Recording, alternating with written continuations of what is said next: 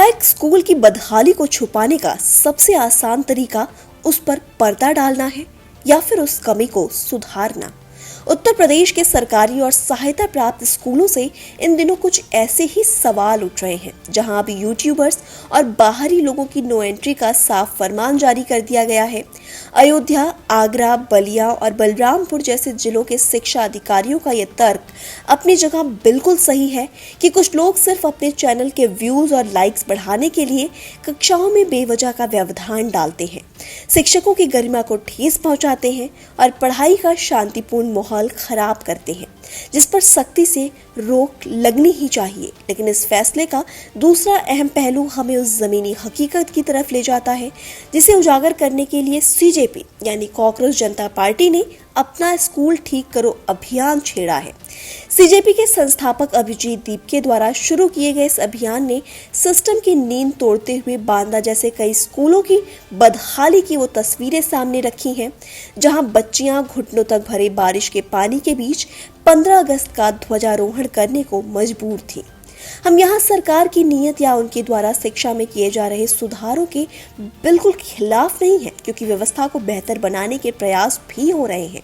लेकिन एक वाजिब सवाल प्रशासन से जरूर बनता है कि अगर विभागीय अधिकारियों द्वारा स्कूलों की नियमित जांच और निगरानी का तंत्र इतना ही दुरुस्त है, तो फिर आज भी इन स्कूलों में बुनियादी सुविधाओं का इतना भारी अभाव क्यों है?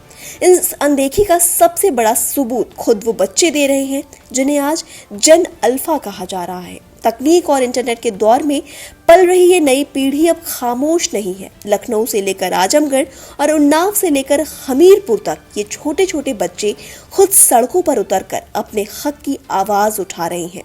कहीं ये जन अल्फा छात्र केमिस्ट्री और साइंस के टीचर न होने पर एक्सप्रेस वे जाम कर रहे हैं, तो कहीं स्कूल तक जाने वाली सड़क पर कीचड़ और जल भराव के खिलाफ हाईवे पर धरना दे रहे हैं।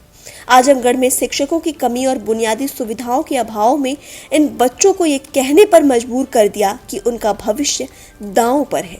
ये तस्वीरें साफ बताती हैं कि सीजेपी का ये अभियान सिर्फ कमियां निकालने के लिए नहीं, बल्कि उन छात्रों के हक की आवाज उठाने के लिए है जो इस व्यवस्थागत अनदेखी का सबसे ज्यादा नुकसान उठाते हैं।